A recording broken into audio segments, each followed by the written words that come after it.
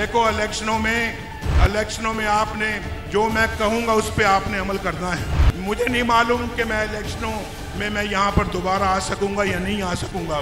मेरी ख्वाहिश तो बहुत है और आप जानते हैं कि मेरे पीछे पड़े हुए हैं, मेरे पीछे हाथ धो के पड़े हुए हैं कि नवाज शरीफ को गिरफ्तार करो, नवाज शरीफ को जेल में डालो।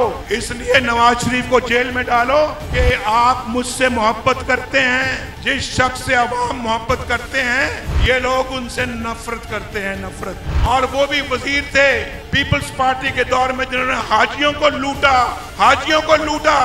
उन पे कोई केस नहीं है, उन पे कोई मुकदमा नहीं है, उनको कोई गिरफ्तार नहीं करता। नवाज शरीफ के पीछे सब पड़े हुए हैं, इन सब के पीछे आप पड़ जाओ।